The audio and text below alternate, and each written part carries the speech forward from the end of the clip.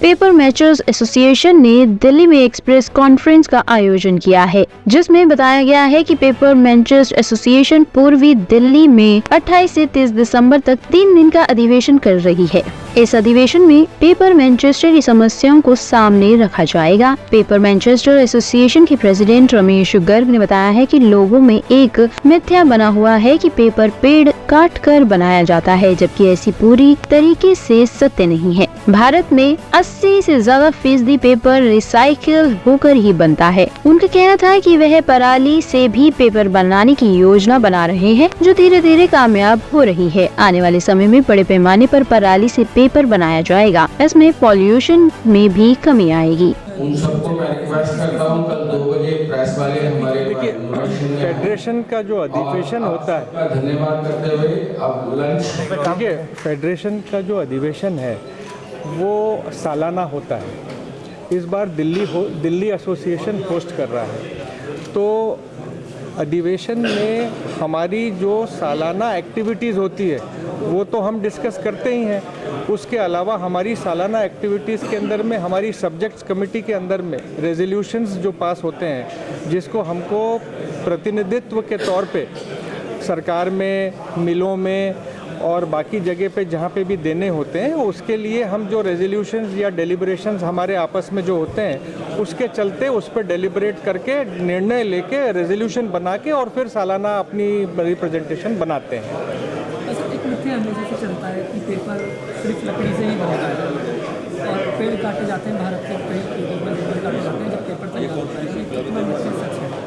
ये सरासर झूठ है। ये इतना बड़ा भ्रम जो है समाज में रह गया है, इसको अब फेडरेशन ने इसके ऊपर में नेतृत्व करते हुए पूरी तरह से इस भ्रम को खारिज करने का निर्णय लिया है और इसी के चलते हम लोग नेशनल पेपर डे बना के इस मिथ्या को दूर करने का प्रयास कर रहे हैं। और सारे संगठन, ना केवल पेपर ट्रेड बल्कि इसके अंदर में पेपर इंडस्ट्री और बाकी गवर्नमेंट अथॉरिटीज़, सबको हम साथ में इन्वॉल्व करके इस मिथ्या को दूर करने का पूरी तरह से लीड करते हुए प्रयास कर रहे हैं।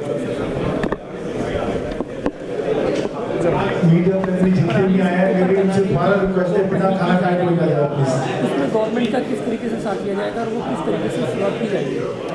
आज क्या है कि इंडिया वाइज गवर्नमेंट ने जो पराली से या बगास से पेपर बनता था उसको बैन कर रखा है ड्यू टू पोल्यूशन। ठीक है, आज उसमें कास्टिक डलता है और वो थोड़ा पोल्यूशन होगा कुछ %, लेकिन लोगों ने उसके इक्विपमेंट भी लगा लिए हैं। तो वो इक्विपमेंट इतने महंगे हैं कि हर छोटी मिल उस पर काम नहीं कर सकती, उसको लगा नहीं सकती।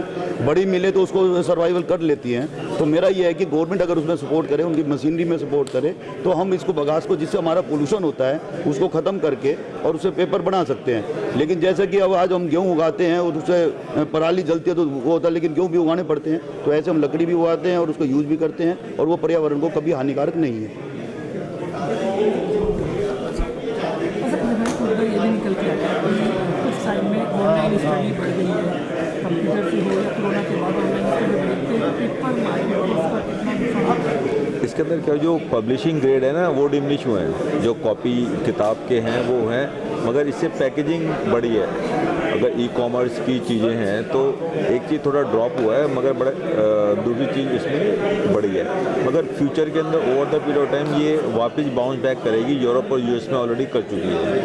तो इसमें कोई, it's just like a technological change. आप ये देखो, जैसे ये ई-कॉमर्स आ गया तो दुकानदारों को फ़र्क आया, तो इसके अंदर जो एक ग्रोथ होनी चाहिए थी वो ग्रोथ नहीं हुई है, ग्रोथ रुक गई है। तो that is the only loss in this.